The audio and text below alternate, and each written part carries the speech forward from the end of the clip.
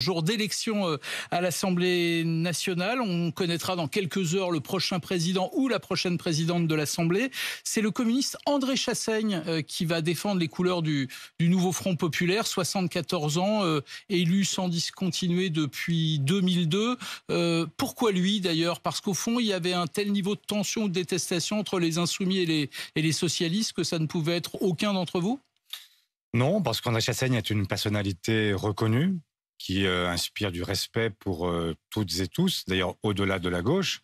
Il est un grand parlementaire dont les interventions ont souvent marqué l'histoire du Parlement français. Il est particulièrement apprécié pour ses qualités humaines, sa chaleur, sa faconde. Et donc, il était un très bon candidat et s'imposait par ses qualités propres. Donc finalement, c'est plus facile entre les présidents de groupe à l'Assemblée qu'entre les chefs de parti pour désigner un nom.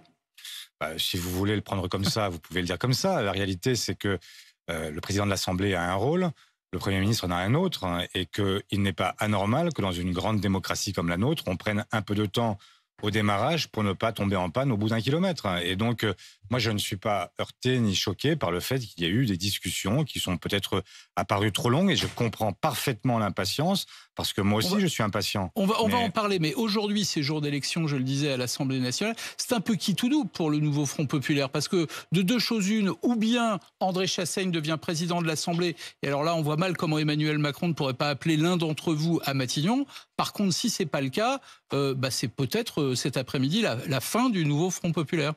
Non, il n'y aura d'abord pas de fin du nouveau Front populaire, parce que quoi qu'il arrive, nous revendiquons une victoire qui est une victoire évidente. Et si d'aventure la droite s'alliait à l'extrême droite pour pouvoir gagner le perchoir, ça dirait une seule chose, c'est que ces gens qui ont été élus ou réélus grâce au Front républicain sont en réalité des imposteurs. Non mais cet après-midi, sérieusement, Olivier Faure, vous y croyez? Vous croyez sérieusement qu'André Chassaigne peut devenir le président de l'Assemblée? Écoutez, au troisième tour, il a une majorité relative. Donc la logique, si elle était suivie, nous sommes les seuls à avoir à la fois un projet commun et à le porter ensemble.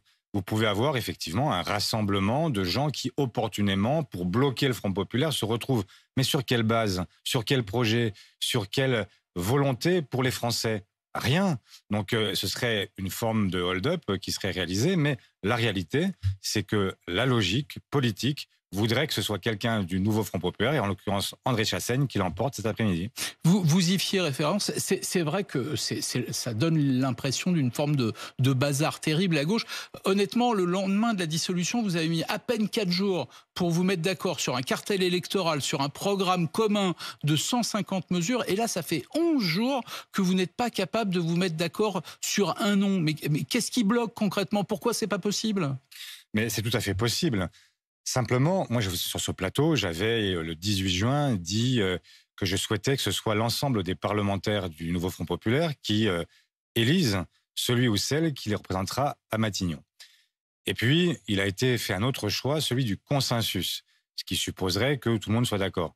C'est difficile parce que nous avons des approches qui sont parfois différentes et des candidatures qui sont aussi contradictoires, ou en tout cas qui sont concurrentes. Bon, quand on a pris acte qu'il n'y a pas de consensus, qu'est-ce qu'on fait? On vote entre les deux tours des législatives. Vous étiez venu ici même sur ce plateau pour dire si on n'y arrive pas, il faudra voter, c'est le meilleur arbitre. Qu'est-ce que vous attendez pour procéder à un vote? Mais c'est ce que je dis ce matin. Je dis que quand on n'arrive pas à avancer, il y a un mode assez simple en démocratie pour départager des candidatures, c'est le vote.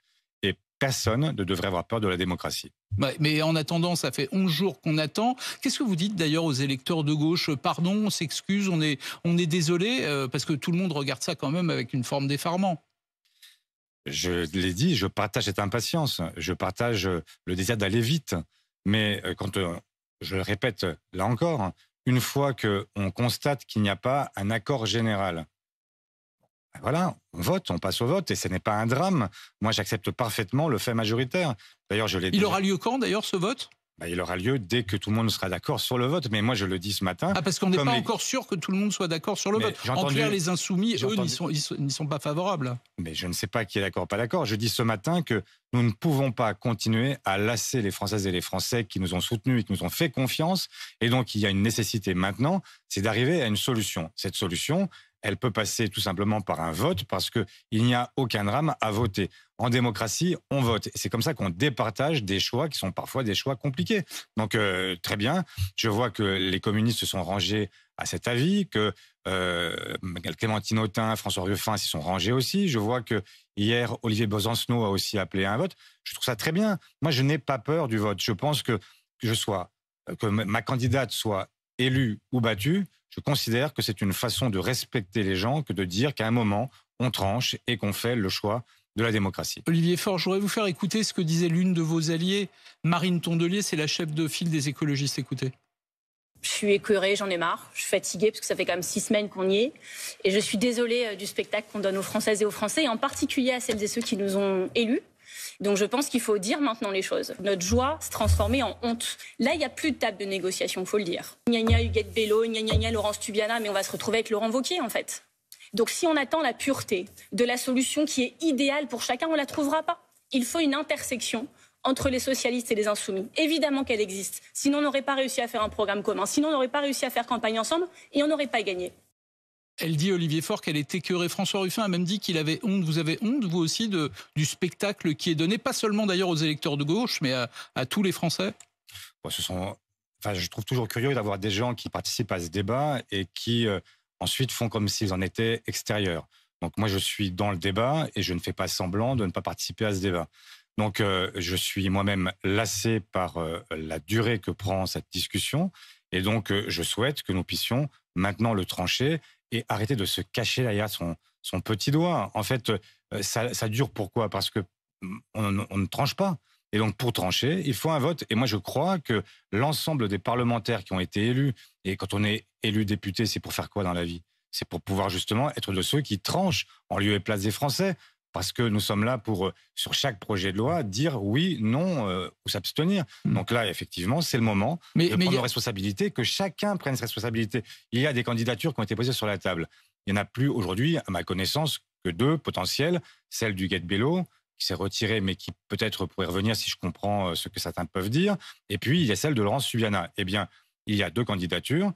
Soumettons-les au vote. Et puis ensuite, nous aurons la possibilité de dire les parlementaires du Nouveau Front Populaire ont fait un choix. C'est ce que vous dites ce matin aux Insoumis qui ont quitté la table des négociations. Revenez à la table des négociations, on acte qu'il n'y a pas de consensus et on vote sur ces 2 candidatures.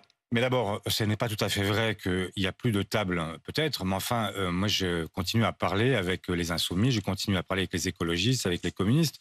Le téléphone existe et les rencontres même continuent et il n'y a jamais eu d'interruption. Il y a le cinéma autour de cette histoire où chacun cherche à faire les porte-claques, etc. Ce qui ressemble parfois à un mauvais vaudeville. Pardon, ça a quand même été un concours de baltrap. À chaque fois qu'un nom est sorti, ça a été le tir au pigeon. Vous citiez Huguette Bello, Laurence Tubiana. Je ne parle même pas des noms d'oiseaux, voire d'insectes. Sophia Chikirou, une proche de Jean-Luc Mélenchon, qui qualifie le hollandisme, les partisans de François Hollande de punaises de lit. Mais on en est là, franchement. Qu'est-ce que vous lui répondez? Qu'est-ce que vous avez envie de lui dire ce matin? Bon, j'ai même pas envie de répondre à ce genre de propos. Je n'ai jamais qualifié pour ma part quiconque nom d'animal. Ça me paraît totalement inapproprié et voilà. Je n'ai pas envie de rentrer moi-même dans ces polémiques qui sont parfaitement inutiles, qui déçoivent tellement de ce que nous sommes. Et donc, je souhaite au contraire que nous soyons droits, que nous arrivions à faire les choses et que nous soyons à la hauteur de ce que les Français ont demandé. Et donc, que nous puissions maintenant simplement leur dire, nous avons entendu, nous avons réfléchi, ça nous a pris un peu de temps, nous avons posé des candidatures, et bien maintenant, on vote et on dit simplement, voilà, celui ou celle qui sera notre Premier ministre dès lors que le président l'aura entendu, parce qu'il doit l'entendre. Franchement, vous avez participé à ces négociations depuis 11 jours. Est-ce qu'il vous arrive de vous dire qu'au fond, les Insoumis n'ont pas tant envie de gouverner que ça, qu'au fond, ils font tout pour que ça ne se passe pas comme vous l'aviez imaginé? Il y a des approches différentes, parce que c'est vrai que derrière les candidatures, il y a aussi des approches stratégiques ou tactiques. Jean-Luc Mélenchon dit c'est le programme, tout le programme, rien le programme. Mais pardon, avec 190 députés, ce ne sera pas tout le programme. C'est tout le risque d'avoir un discours qui est maximaliste et qui en réalité peut nous conduire à ne rien appliquer du tout. Et donc le débat, il est entre ceux qui effectivement pensent qu'il faut y aller et risquer la censure immédiate, et ceux qui disent non, il faut gouverner, il faut prendre le temps de gouverner. Et aller chercher tout ce qu'on peut aller chercher pour les Français. Parce que moi, je ne suis pas de ceux qui disent on va être dans un spectacle où on va dire on aurait pu faire et voilà, on était censuré. Dommage. Moi, je suis de ceux qui pensent qu'il faut aller chercher, au contraire, à durer au pouvoir et permettre d'offrir aux Français le plus grand nombre des mesures dont nous avons fait le choix dans ce programme du nouveau Front populaire. Quand le président de la République, Emmanuel Macron, appelle de ses voeux une coalition qui irait, si j'ai bien compris, de la droite républicaine jusqu'à la gauche social-démocrate. Laurent Wauquiez répond coalition non, pacte législatif, d'accord. Vous répondez quoi concrètement au président de la République? Jamais de la vie ou discutons-en? Mais non, je réponds tout simplement qu'il y a eu un vote. Les Français ont voté. Ils ont sanctionné brutalement et à 3 reprises le pouvoir actuel. Et là, le président nous dit « Mais non, j'ai pas perdu, tout va bien, je suis même conforté. » Non mais de qui se moque-t-il?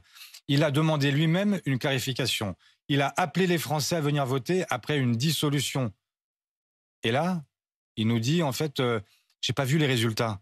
J'ai pas compris en fait, expliquez-moi. Ou plutôt, c'est je vais moi-même tripatouiller, chercher à monter des coalitions, des contraires, pour inverser le résultat de l'élection.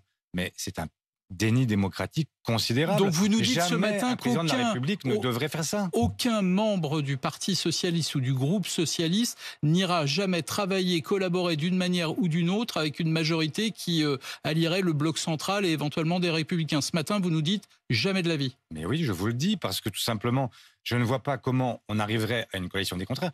Imaginez que je revienne dans ma propre circonscription. Les gens m'ont élu sur une base. Et puis, ils me retrouveraient dans un gouvernement sur une autre base. Ils me diraient, mais en fait, vous êtes servi de nous, mais vous êtes exactement à l'endroit où on ne vous attendait pas. Et ils m'ont demandé à moi, ils m'ont donné un mandat, celui d'aller chercher des mesures. Est-ce que vous pensez que dans une coalition comme celle que le chef de l'État appelle de ses voeux, nous irions abroger la réforme des retraites, qui a été contestée par 90% des Français? La réponse est non. Et moi, qu'est-ce que je veux faire si on va au pouvoir? Je veux abroger la réforme des retraites, je veux augmenter le SMIC, je veux faire en sorte que les Français retrouvent du pouvoir de vivre, qu'ils aient à la fois plus chaque mois, mais donc pour pouvoir se nourrir, pour pouvoir partir en vacances, pour pouvoir donner des loisirs à leurs enfants.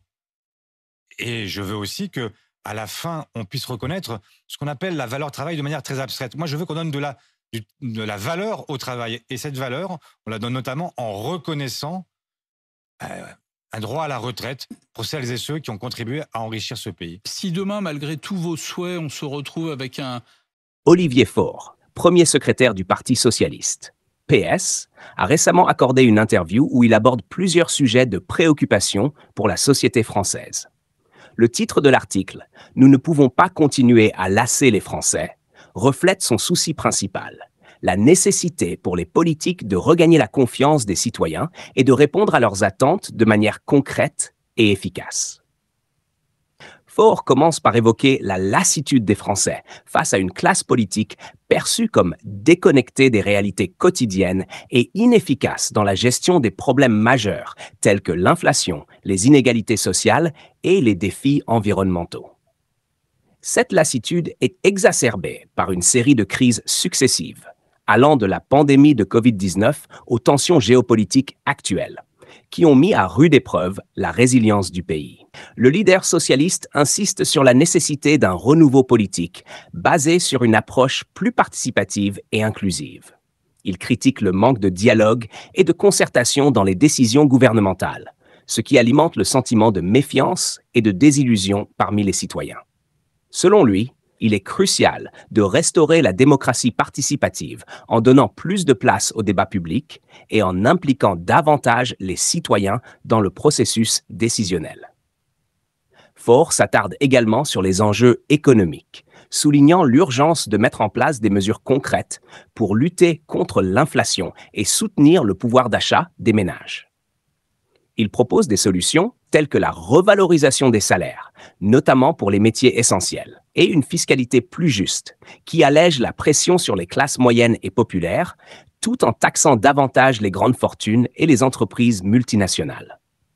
Il insiste sur la nécessité d'une transition écologique juste, qui ne laisse personne de côté, et qui intègre des mesures sociales pour accompagner les travailleurs des secteurs en déclin vers de nouveaux emplois durables. Sur le plan social, Olivier Faure plaide pour un renforcement des services publics, en particulier dans les domaines de la santé, de l'éducation et de la justice. Il dénonce les politiques d'austérité qui ont fragilisé ces secteurs et appelle à des investissements massifs pour garantir l'égalité d'accès et la qualité des services pour tous les citoyens. Il évoque également la nécessité de protéger les plus vulnérables, notamment les jeunes, les personnes âgées et les précaires, par le biais de politiques de logement, d'emploi et de sécurité sociale renforcées. L'interview aborde également la question de l'unité de la gauche, un sujet central pour Faure. Il reconnaît les divisions qui ont affaibli le camp progressiste lors des élections précédentes et appelle à une coalition des forces de gauche pour proposer une alternative crédible et cohérente aux électeurs. Il évoque la possibilité de nouer des alliances avec d'autres partis et mouvements progressistes pour construire un programme commun, en s'appuyant sur des valeurs partagées telles que la justice sociale, l'écologie et la démocratie. Faure se montre critique à l'égard de l'actuelle majorité présidentielle, qu'il accuse de mener des politiques néolibérales au détriment des intérêts des citoyens ordinaires. Il reproche au gouvernement de favoriser les grandes entreprises et les plus riches, tout en négligeant les besoins des travailleurs, des familles et des petites entreprises. Il appelle à un changement de cap vers des politiques économiques et sociales plus équitables et solidaires. En conclusion, l'interview d'Olivier Faure met en lumière les défis majeurs auxquels la France est confrontée et les propositions du Parti socialiste pour y répondre. Il appelle à un sursaut démocratique et à une mobilisation collective pour construire une société plus juste, plus verte et plus solidaire. Selon lui, il est impératif de redonner confiance aux Français en montrant que la politique peut être un outil au service de tous et non pas d'une minorité privilégiée. Faure insiste sur l'importance de l'unité et de la coopération entre les forces progressistes pour apporter un changement réel et durable. Ainsi, l'entretien avec Olivier Faure offre une vision claire des priorités du Parti socialiste et de sa stratégie pour les années à venir. Il s'agit de reconnecter avec les citoyens, de répondre à leurs attentes et de bâtir un avenir plus prometteur pour la France.